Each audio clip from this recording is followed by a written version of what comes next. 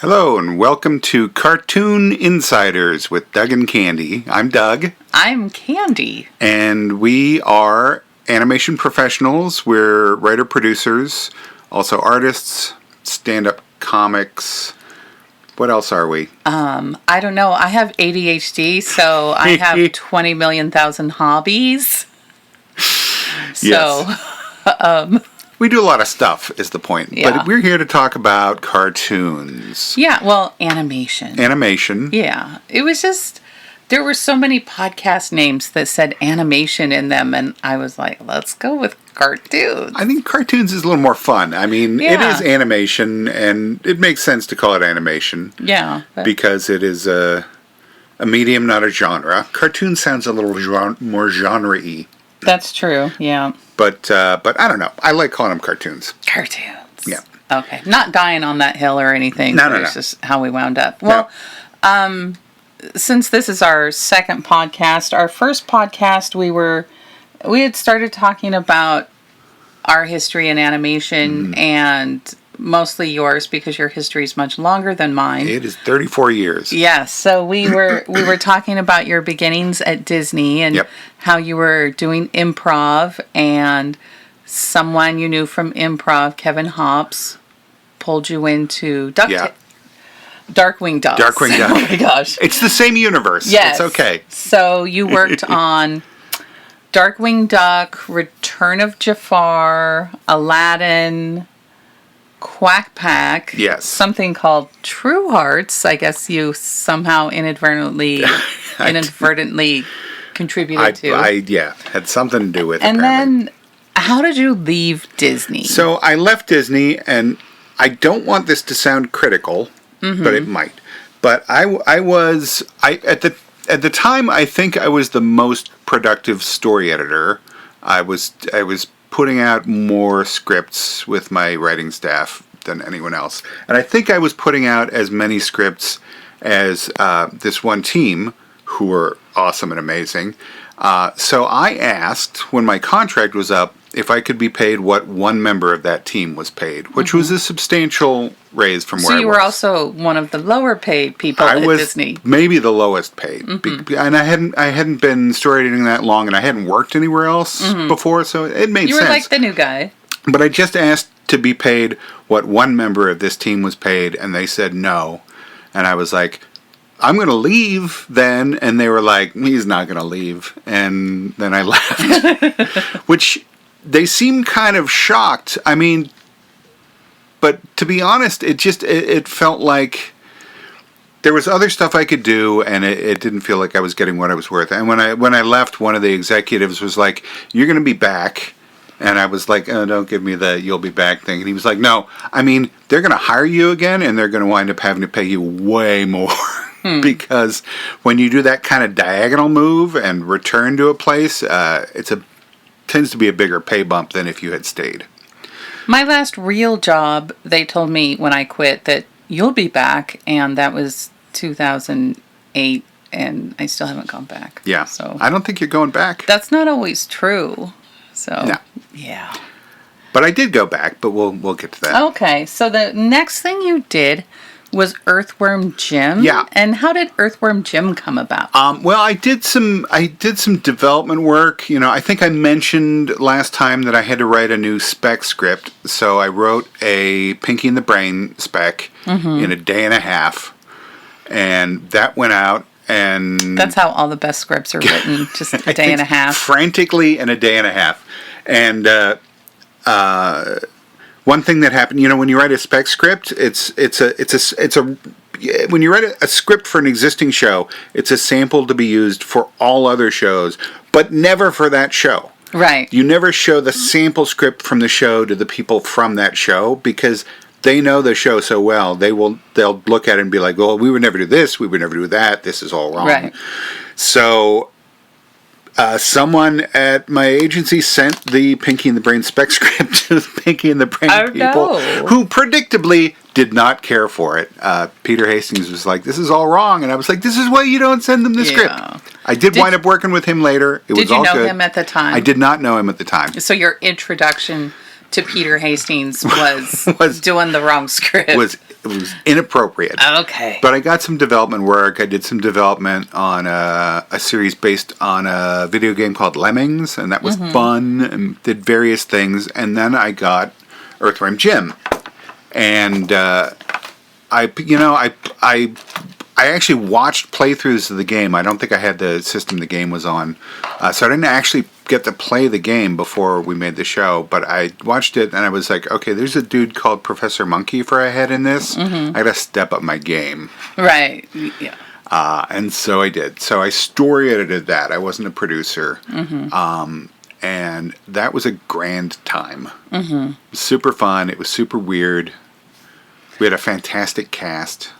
I remember watching Earthworm Jim back in the day before I knew you, and I had some sort of Earthworm Jim toy on my desk. I'm a little shook up right now because, as you can see, my lip balm is sitting right next to a glue stick to my left. Do not. Do you need to hand me that glue stick to make sure this doesn't go? Why is there a glue stick in my closet? I don't know, but if Candie's voice suddenly becomes muffled and hard to understand, it'll be because she used the washable school glue in Disappearing Purple. Oh, well, that would look cute for a few minutes. Isn't this the stuff you use to paste down your eyebrows? Not my eyebrows. Not your personal eyebrows. No. But but that is used to do... like drag queen eyebrows. I'm just going to hang on to it so nothing goes wrong here. Thank you. Anyway, I got to work on Earthworm Jim. It was super fun. The show, I don't think the show was ever as popular as the game, but I had a good time. And one of the things that we got to do on that show is we had cold opens, and I decided that the cold opens we would do every cliched cartoon story just in the first 30 seconds of the episode and get them out of the way. So we did The Shrinking Story was one of them, which was the first script I ever wrote. Did you do like a body changing? Did a body switch. We did a surprise birthday. We did all of the sort of cliche cartoon Too much stories. soap in the washing machine? I don't think we did that. That's not an animation cliche. That's more of a mid-century sitcom thing. Yeah. But we tried to get all that stuff out of the way and then just do the weirdest freaking stories. I literally would find things in my pocket and be like, I'm going to do a story based on this object. Like this glue stick? Yeah, that's the kind of thing. Yeah. So that was fun. And then what did I do after that? I see Project Geeker. Oh, yeah. So Doug TenNapel, who created Earthworm Jim, okay, first off, before we get into this, I think I should say the first meeting I had on Earthworm Jim, I'm 6'3". I went down to Shiny Entertainment to have this meeting, and literally everyone there was taller than me. That doesn't happen to you a lot. They had like 5 or 6 people who worked at this company who were over 6'6". Doug TenNapel is 6'8.5" or something, and his boss was 6'7". It was the weirdest freaking thing. And they, of course, had to make sure they were all there together in the front when I came in. Little fella. Yeah, it was like walking into a basketball locker room. I had to get that out of the way. So Doug TenNapel, who, just to get this out of the way, I don't talk to anymore. We disagree on things politically that are very important. And I couldn't do it. I couldn't do it anymore. Couldn't talk to him anymore. So that's where that stands. But he wanted to come up with a show to pitch, so we came up with this weird sort of cyberpunk show called Project Geeker, and we pitched it. And we sold it with no animation studio attached or anything, just the two of us. And I was like, they're not really going to let just 2 random guys come in and make a show, but they did. Well, you had some background. It's not like you were just two guys off the street. Yeah, we hadn't wandered into the wrong hallway at CBS. Right. But it was a weird time. We made the show in a huge rush. It got picked up very late, but it was fun to do. We had another fantastic cast. I got to work with great people, and it was a fun show. And it had some fans, but CBS canceled I think their entire Saturday morning schedule at the end of that season. So everything went away, and they just rethought how they were doing things. And that really was, I mean, that was the tail end of Saturday morning as a thing. It was dying out at that time. It said that aired in 1996, so you probably started it around 94. Yeah. And I don't know, more people had cable by then. That was way before streaming, but... I do have to say, it aired in 96. I think we started making it in 96. Oh, wow. It got picked up. I mean, we were pitching it in 95, but it got picked up super late in the game. We had to make it really fast. Like, there's some animation. Okay, so in animation, if something's animated on one, that means an image for each individual frame of the 24 frames of film. If it's on twos, it's an image for 2 frames. It's slightly jerkier. If it's on fours, fairly jerky, only 6 images a second. We had to do some of that show on 6s. Because we ran out of time. Oh, wow. Okay. It was rough. We'll talk more about the furious clip at which these shows are made. Yes. Later, but yeah, that's crazy. Yes. Okay, I just assumed it took you a year. It was an incredible breakneck pace, and the shows were barely getting done. I think the first episode aired with a different theme song because we had a sudden rights issue, and we just had to to have our composer, the amazing Sean Patterson, do just that was the first time I worked with him. Oh wow. He did. It was like, okay, you have 2 days to do a new theme song for the show, and he was like, what now? And he was up to the task, and he did it, and then he was super excited, and then we sorted out the rights issues with the other composer, and we used that theme song. So I think his only aired once. Oh no! It was it was good too. I see Earthworm Jim went from 95 to 96, and then Project Geeker was 96. Were you working on both of them at the same time, or? I think there was think there was a point when we were doing both, and on Project Geeker, to smooth things out, I originally I was going to story edit everything as well as produce, and I was like, let me get another story editor. So I hired another amazing guy, Jan Strnad, who's a legend in the comics industry and also a great animation writer. And he was like my other story editor, so we were able to crank stuff out, because I think I was putting out a script a week on Earthworm Jim and a script a week on Project Geeker at one point. It was crazy. Have I ever met Jan Strnad? I don't think you have. He retired from animation writing, at least. I think more than 10 years ago. I remember he wrote some Ninja Turtles comic books that he was like very well respected as a comic book writer, and highly thought of in the Ninja Turtles world. And I worked for a little while on a Ninja Turtles series, and I was like, oh my god, it'd be great if we could get Jan to write one. And Jan was like, no thank you. He had enough. Yeah, so he retired from writing cartoons, and he kept writing novels, and I believe is still writing novels. Cool. Although I think he's mostly retired now, but I don't think you've met him. I don't think so. I've talked about him, but I don't think. When I first seen him on Facebook. Yes. When I first started at Disney, I actually shared an office with Jan because they didn't have a space for me, so that was he was my office mate for the first couple of weeks. What was he doing at Disney at that time? He was working on, it must have been Darkwing. I think he was also on Darkwing. Did you guys have like a odd couple relationship? Was one of you messy and one of you? No, I was so excited to be there. I mean, because I had been waiting. I literally was waiting tables the day before my first day at Disney. So my last week waiting tables, I was like, I think I only found out I was going to start like a week before. So I had this week of waiting tables going, oh my god, I can't wait to get out of here. And then all of a sudden I was sitting in an office, sharing an office with this highly respected writer. It was super exciting. And he was a good office mate, and I hope I was. But it wasn't for very long. And this was so long ago, by the way, that our computers, we didn't have a mouse. Wow.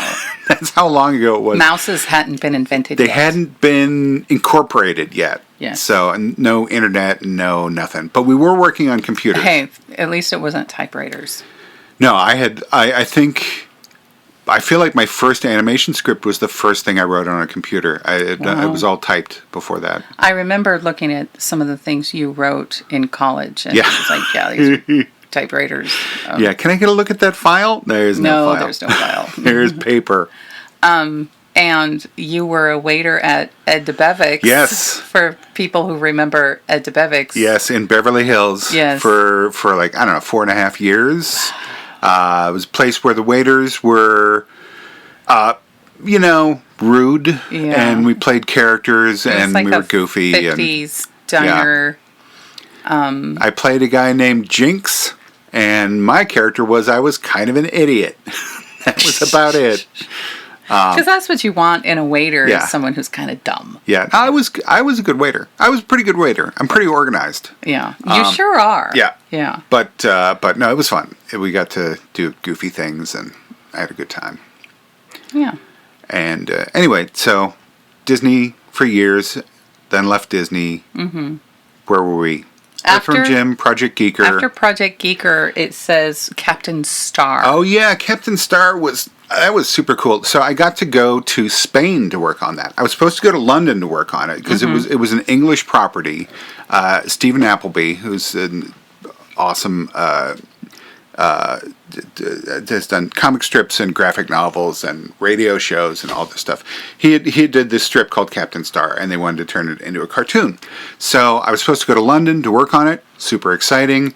They kept postponing it, and then the writer who I was going to be working with on it, Frank Cottrell Boyce, who is like kind of a big name writer now. He's written a bunch of features and stuff. He's fantastic. He moved to Spain, and he was like, if you want to do this, we're doing it in Spain. So we all went to Spain. We went to this little town called Vitoria-Gasteiz, which I'm probably mispronouncing, and worked on this thing for a couple of weeks. And how did they get you to do that? they liked, I think they liked Earthworm Jim and whatever spec script and various stuff, and so I got hired to do it. And getting to Spain, I was a bunch of flights, and I was up for like 28 hours straight, and then I got a few hours sleep and drank a whole bunch of thick, strong Spanish coffee the next morning, went in for the first meeting, and in the first 30 minutes had a panic attack. Oh, no. From lack of sleep and too much caffeine, which I had never experienced before. That's a great impression to make, isn't it? I thought I was dying. I had to leave and go lie down. Everyone there was like, oh my God, we have hired a drug addict. And fortunately, it got better from there. Everything went very well. Like, by the end of the few days that I was there, people were comfortable saying, we thought you were a drug addict. But I got to work with Stephen Appleby and Pete Bishop and Frank Cottrell Boyce and all these like fantastic people. Mm-hmm. And then that version of the show didn't get made, but it did eventually get made as like a Canadian-British co-production, and I think they actually produced one of my scripts like a year or two later. Like I got sent this episode, and it was like, oh, look, I wrote this thing, and Richard E. Grant was the lead. Oh yeah, like one of my favorite actors. I was like, oh my God, look at this fantastic thing. I did not, because like I don't think I even knew they were making it. I had written this like pilot script years before, and all of a sudden it was an episode of the show. So that was super fun. And we can't forget, I believe you told me that Spain had really good instant decaf coffee. They had, because I drank decaf the whole rest of the time I was there on everyone's insistence. But it was like they had little packets of Descafeinato, and it was the best decaf I've ever had. That's like, as someone who is brewed, a decaf instant, drinker. anything else, it was really good. Yeah. So it was a good time. I can't handle the caffeine at all. No. So no. I wish I had some of those packets now. They were really good. Yeah, I brought a bunch of them home. But I dream of them sometimes, and I've never tasted one. But I'm like, that must be nice. Well, nobody there brewed decaf. It was like kind of weird to ask for decaf, but they all had packets of instant decaf. And every place had the same kind, and I don't know what it was, but it was great. Gotcha. Well, we're going to have to go to Spain. Yeah, that was a fun time. It was just exciting to get flown somewhere, and I barely got to see the town because I was in my room writing almost all the time, ordering hot dogs because it was the only thing on the menu that I could figure out what it was. Oh no, that's so American. Yes. Oh no.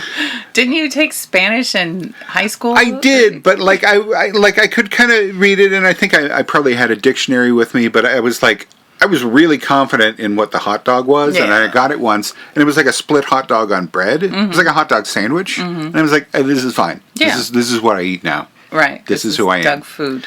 And I think I got to go out to dinner maybe one time, but it's a beautiful city. It's like very, very old and like kind of amazing architecture. And like every third store was a candy store. I've never seen so many candy stores in my life. Go to Sweden. Oh yeah. Yeah. No, it was Swedes like candy. It was crazy. A lot of candy, a lot of bars. It was fun. This sounds like an amazing place, Doug. It was great. Yeah. It was great, and it was in the Basque region of Spain, which there was a lot of political upheaval at the time. So going there, it was a little bit like there's a slight possibility that like I could die in a terrorist attack. That's neat. They were blowing stuff up. There was a lot of Basque graffiti everywhere, like political graffiti. You could tell it was Basque because there were a lot of like Z's and X's and stuff in it, but like I had no idea what anything said. There, I mean, I believe the Basque people are the original Europeans. I think they've been in Europe longer than anyone, and their language is, I believe, not related to the other languages. But it was a fantastic place. I had a great time. What did I do after that in the animation world? So I don't have to stop this. Yeah. Would you please turn the ceiling fan off because the strobing is going to kill me? Thank you. I had an incident earlier. Yes. Where I was making oatmeal for dinner, and the boiling oatmeal was making a pattern, and I glanced at it for a few seconds and triggered an ocular migraine where I went blind in my right eye for about 45 minutes, got really dizzy, and had to lie down for a few hours. You did not throw up. No, but it was it was on the table. It's always on the table. Well, hopefully not on the table. Hopefully not on the table. But I have brain issues. Yes. I can't be around fluorescent lights. Yeah, I'm sorry. I thought I turned that off earlier. Sorry. Apparently, it's 3 clicks, not 2. Okay, I was gonna stop this, and then I was like, yeah. Okay, so everything's good now. Yes, thank you. Okay, so we've been talking about the stuff that I see here on your IMDb page, but I know there were a lot of things that you did development on that never got made. Yeah. So if anything like that pops up in your mind, that's there was so much stuff, and I don't even remember. It feels like, did you work on a Yellow Submarine project at one point? I almost worked on a Yellow Submarine project. Actually, there was a point where Sib Ventress, a big animation writer, did a lot of Animaniacs, great writer. I've heard of Sib. Yeah, Sib. Well, it's a memorable name. Yes. People thought he was made up because Animaniacs fans called the siblings the Sibs for short, and they were like, "Oh, this is obviously a nom de plume for someone." Right. But he's a real guy. And he's a huge Beatles fan, and he and I somehow got this gig of developing a Yellow Submarine show, and we were going to be flown to London and meet the 3 at that time surviving Beatles. Oh my god! And like have a meeting. Wow. With 3 Beatles. Sib, huge Beatles fan. I'm also a Beatles fan. Yeah. Who isn't? I raised my child to be a Beatles fan. Who is not? I don't know. But Sib was super excited, and then it all fell through. Oh, so no. And I have to say, like I when I saw the material that they had so far, it was like, maybe we should just let Yellow Submarine be what it already is. Oh, was it not going in a great direction? It just seemed like, it feels like we're trying to squeeze some juice out of it. Some money out of this. Yeah. And I feel like the surviving Beatles also came to believe that, and that's what happened. Well, you don't want to disappoint Sir Paul. No. It kind of would have been worse to meet him and then like have the whole thing fall through and there be any possibility that it was my fault. Yeah. Never live that down. And you don't want Paul McCartney having a bad taste in his mouth when he thinks of you. Yeah. That would be too much. So there was a lot of stuff like that didn't quite happen. I did development on a Woody Woodpecker show that didn't happen. Who's your favorite Beatle? Who's my favorite Beatle? This should suddenly now be a Beatles podcast. I think I have to say George Harrison. Me too! Because it used to be John Lennon. And then for a while it was Paul McCartney, but I think I'm going to go with George Harrison. Well, they're all great. I remember when John Lennon died. I was a youngin', 10 or so. But I didn't really have a favorite Beatle until in high school I realized all of my favorite Beatles songs were written by George Harrison. Yeah. And then I was like, I guess I have a favorite Beatle. So It was, I have read that it was hard for him to get songs on the albums because John and Paul were kind of like this unit. And they were writing all this stuff and they didn't let stuff through. So when he got a song on an album, it was his best song. Right. And like best song on the album. And like in some ways, maybe it's good that he didn't get to do more Beatles stuff because you only got the absolute best. Like everyone was a diamond. Right. But they're really good. Those are some of our karaoke songs. Yeah. Yeah. Oh, we should do a karaoke We should. No. Okay, so I don't remember what else I worked on that didn't happen. But there were many things. Okay, well, something called Dinky and Dozer pops into my head. I feel like that might have been another Doug TenNapel thing, actually. Okay. I'm not sure. Pinky Elmira in the Brain is the next thing. Yeah. Was that Peter Hastings? I feel like Peter was not involved by that point. It was sort of Pinky and the Brain was ending, and they were like, oh, maybe we could like breathe some new life into it by bringing in Elmira, who was a character everyone kind of liked from Animaniacs, and combining them. And she was a takeoff on Elmer Fudd, where instead of shooting animals, she loved them to death. Yeah. So she was her own kind of menace. Yeah. And I remember when she first appeared, my brother was like, "Oh, it's Candie." Well, I think I just wrote one of those, and it was this weird thing happened where, like, in order to be nominated for an Emmy, you have to write a certain percentage of the episodes that aired in the qualifying year.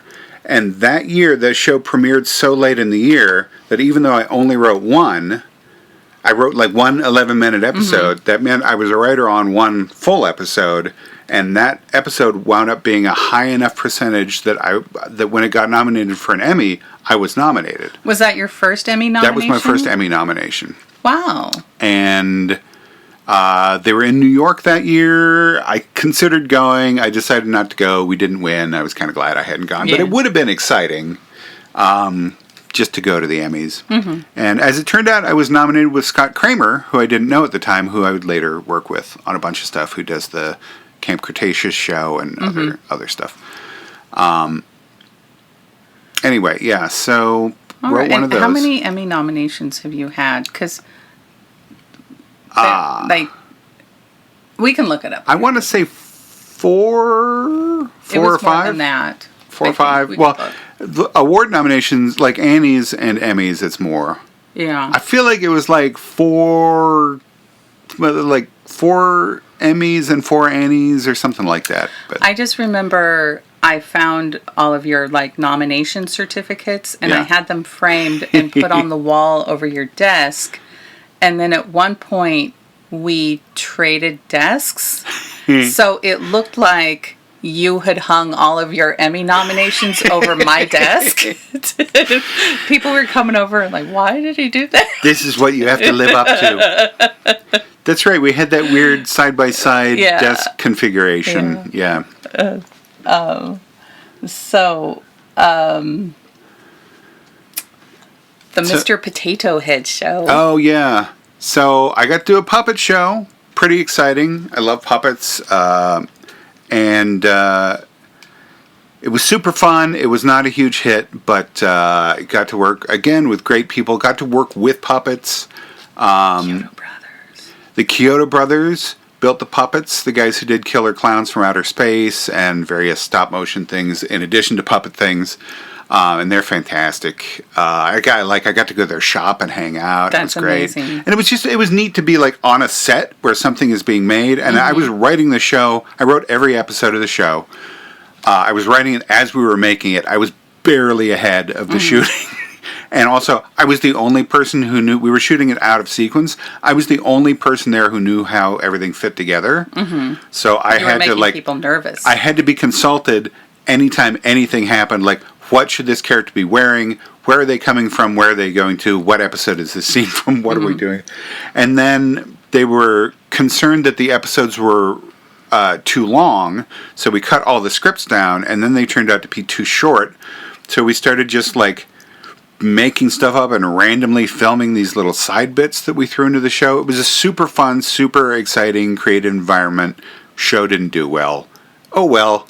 And you were also on camera as the writer. I played the writer on the show. I was in the writer lived in a closet with a typewriter on his knees and had a bagel in his mouth for the entire series. Wow. Yeah. And originally the idea was that my hair would be a different color in every episode.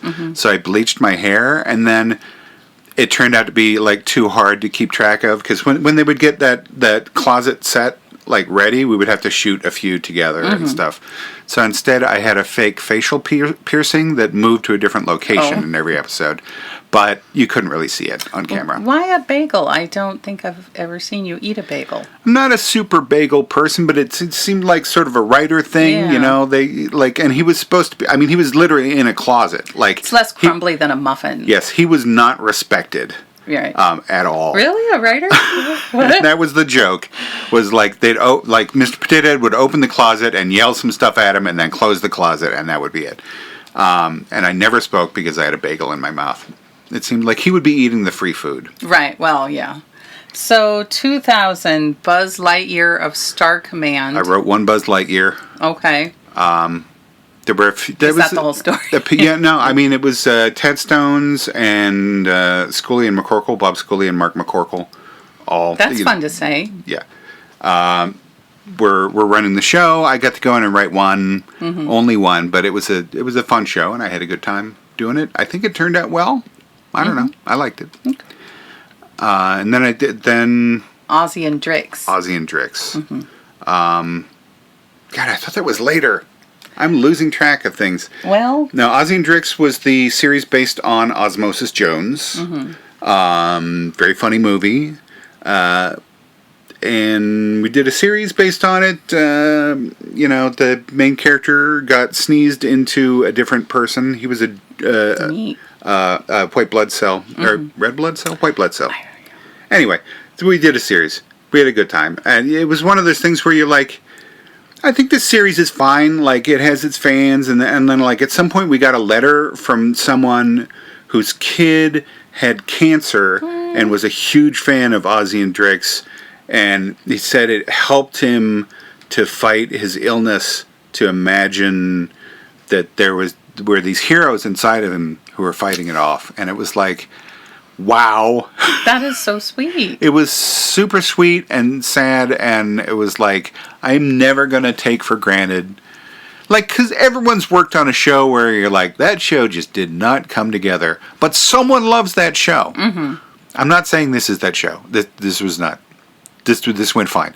But, like, there's some shows that just don't quite work, but it's someone's favorite show. Someone somewhere loves that show. And this show really meant something to at least one person. That's so sweet. And I got to work with Gene Grillo on that, which was fun. And Alan Burnett. Did you know Gene at the time? I did not. I don't think I even met him. He wrote a script for me, and I think we did it entirely like internet and phone. I never met him in person. What was your role on Ozzy and Drix? I was story editor. Story editor. Yeah. Okay. And you wrote 4 episodes? Yeah, I wrote a few. We got to work with some amazing, like some kind of name actors on that. That was fun. And then later you worked with Gene, and you finally met him in person on the Kung Fu Panda series. Yeah. And we worked with him on Samurai Rabbit. Yes. Gene's great. And his wife Catherine. And his wife Catherine is great. Yes. House of Mouse. Yeah, I wrote Wait a minute. a couple of those. What point did you come back to Disney? Buzz Lightyear? Those were all freelance. Freelance. Okay. House of Mouse was free. I think I wrote some. They did like some goofy shorts. You know how they used to do those educational, goofy, like how to drive, and like back in the 50s or 60s. Yes. We did some new ones of those, and they were like instructional videos on like camping and stuff. And I wrote one or two of those, I think. Maybe something else, but I did some shorts. What was that Looney Tunes show you did that didn't get made? There was a... the Daffy Duck program. Yes. Oh my gosh. When was that? That was later. When was that?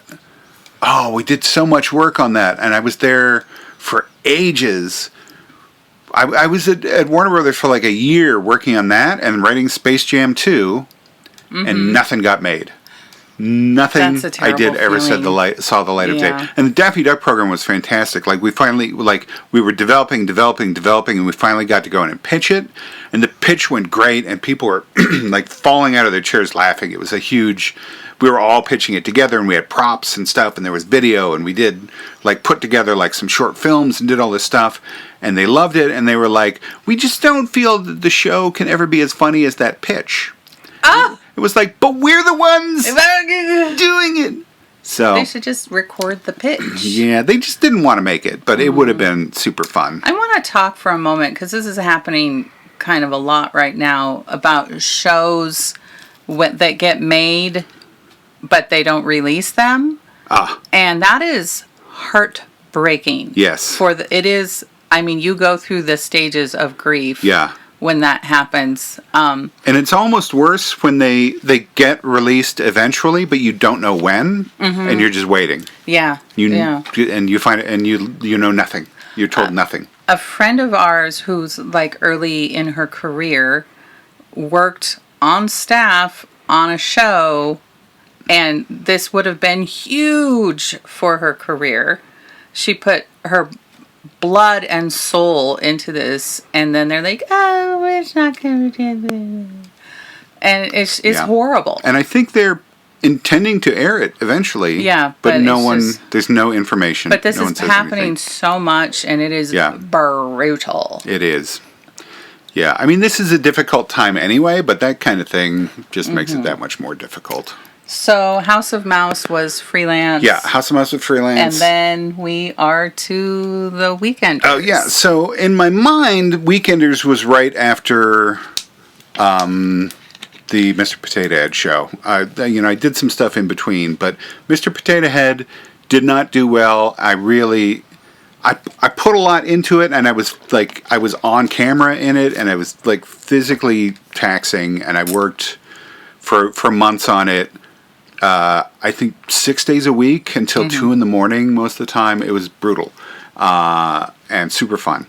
And I was so disappointed that I was like, okay, I just want to make whatever show they want me to make. This is my sellout. Yeah. So I'm just going to go to Disney and like find out what they want and come up with that. Like, I am selling out. This is it. So I was like, I don't know what they want, but obviously they don't want another animated tween sitcom because they have so many of those. I went in for a meeting. I was like, what do you guys want? And they're like, another animated tween sitcom. And I was like, okay, let's do it. So I went home and came up with stuff. Oh my God. Weekenders, I feel like could be a whole episode unto itself. But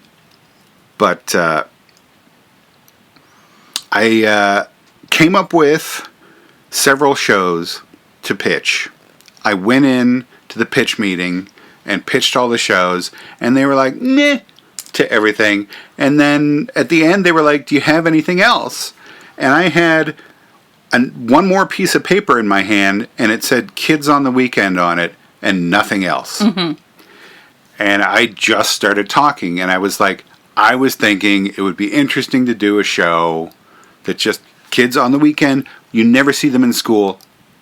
If I'm watching a show and I'm a kid in school, I don't really want to see kids in school. I got that all day. Like, I want to see the out-of-school stuff. And I just started talking about stuff that I would do with my friends on the weekend and after school.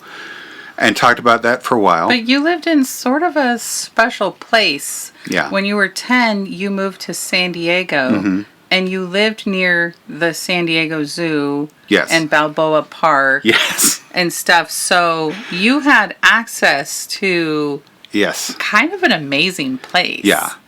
And that was the basis for the town in Weekenders. It was based on San Diego.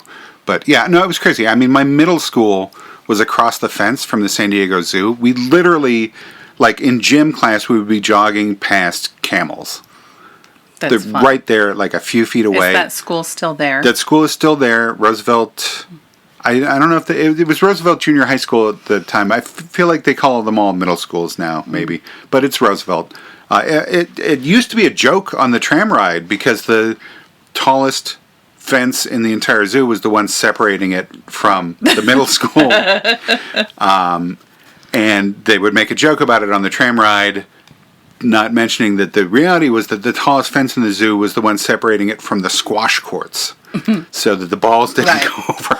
But when you were under 18, you could get into the zoo Yeah. for free. Could go for free. I would just So- go after school, go hang out at the zoo. That's fun. And there was the Museum of Man, the woman who sold handmade tortillas. Yes, I love handmade.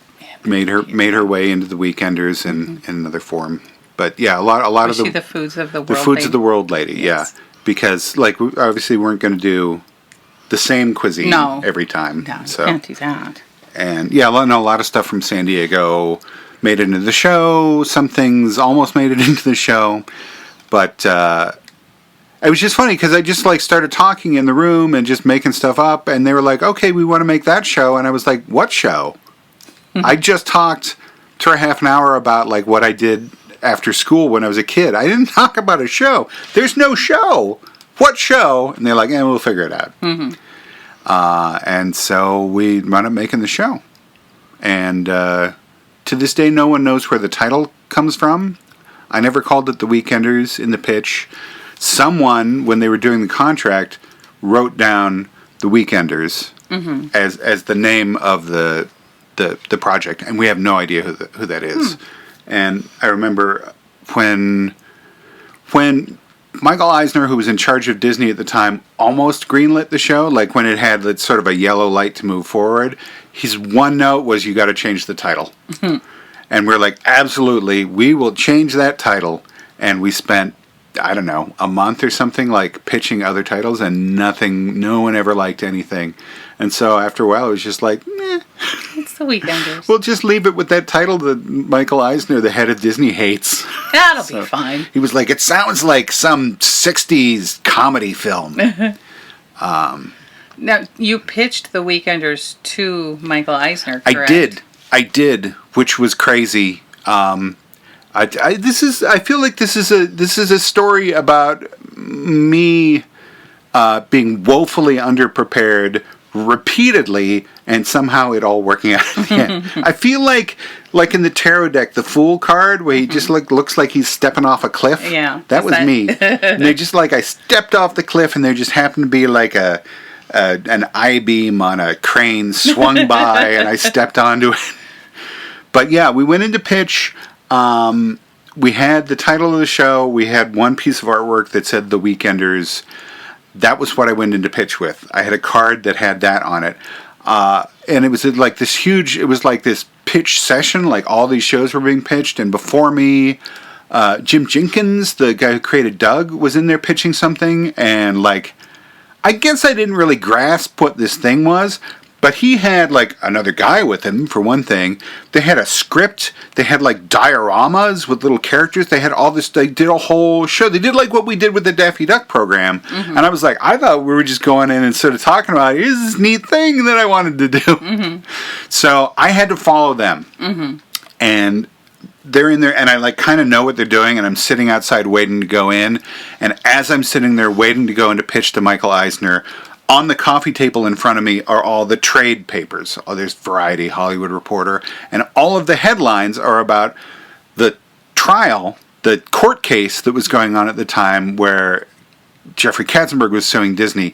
So there were all these headlines, and I guess Eisner had kind of gotten angry in court, So all the headlines were about Eisner getting angry and blowing his stack. The guy I'm going into pitch to, all these headlines making him look like a monster. And at one point, while I'm waiting out there, the doors to the conference room blast open and Eisner comes storming out like a steam train. And he's a big guy. He's like 6'4".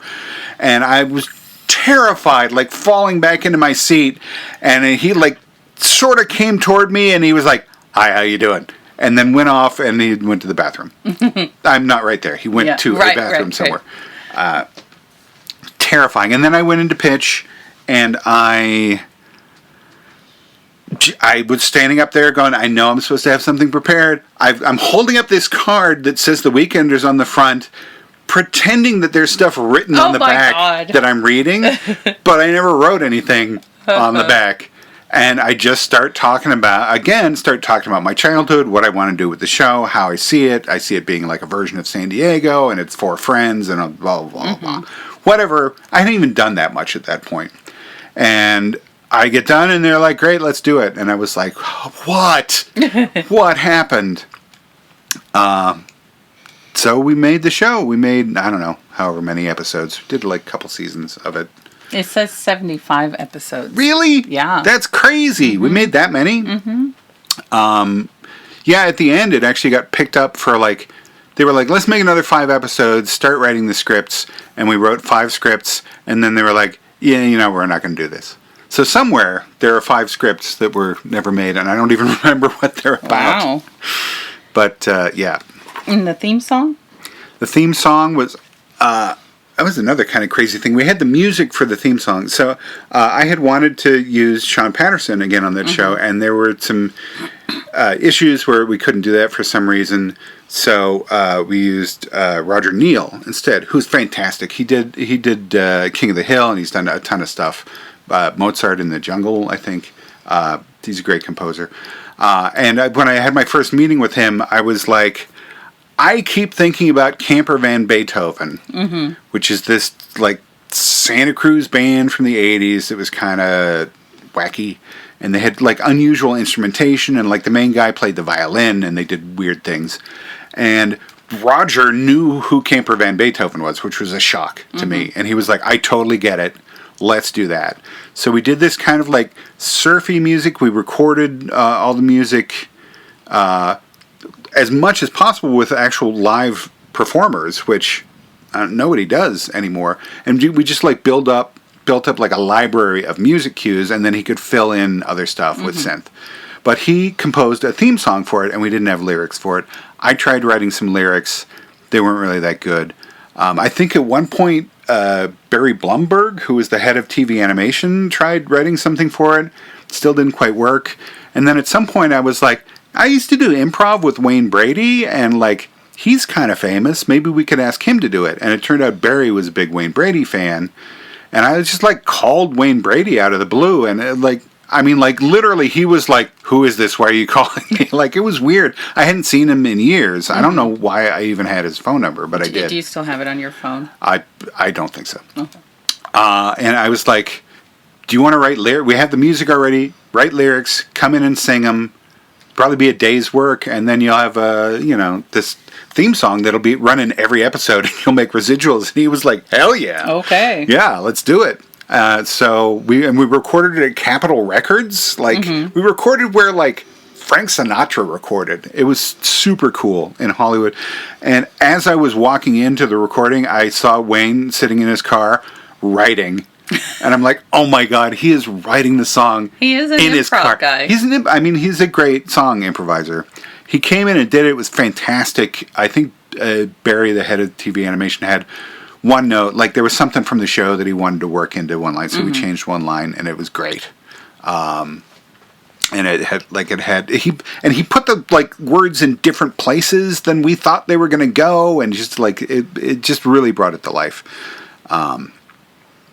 So yeah, That's great. And then Jason Marsden was the main character. Jason Tino. Marsden was Tino. Phil Lamar was Carver. Grey Delisle was Lore, and Kath Soucie was Tish. And then Jeff Bennett was like almost every other character. And we had a few people like that. Yeah, and like great supporting people and like fun background characters. And that was a show where the characters changed their clothes. Yeah, which was unusual. Like people still talk about that sometimes. Yeah, it just felt weird because every episode we would start on Friday after school, and then go to Saturday and then Sunday, and it would say on screen Friday, Saturday, Sunday.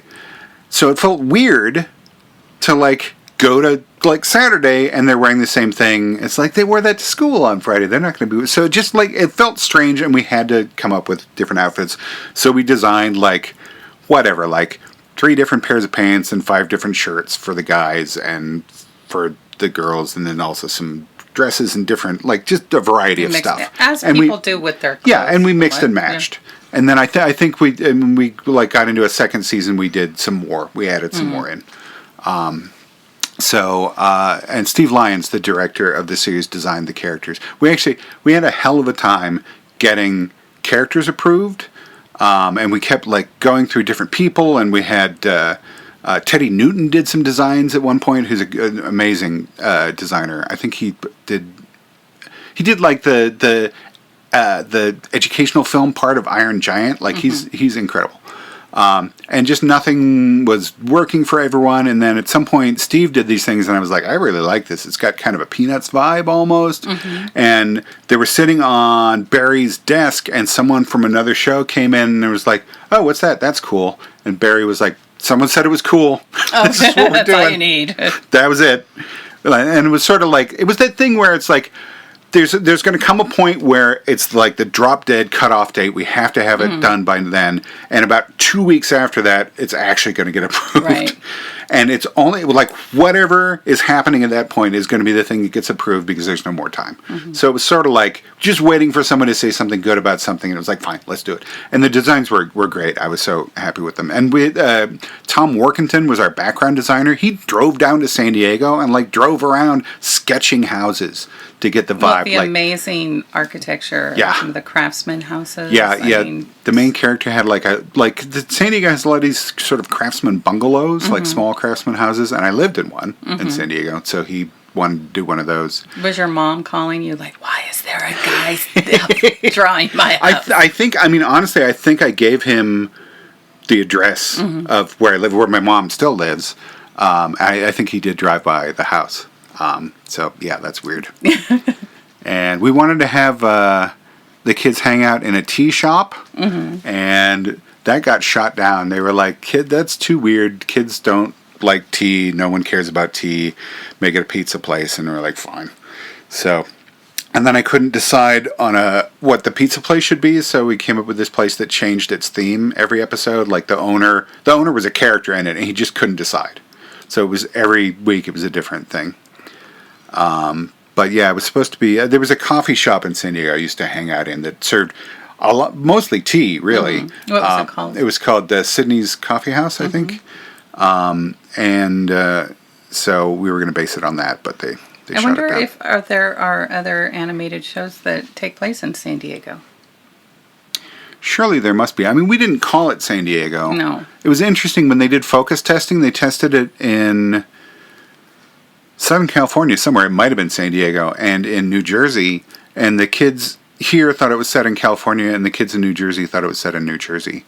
And I was like, well, there's beaches, both places, fine. But yeah, we called it Bahia Bay.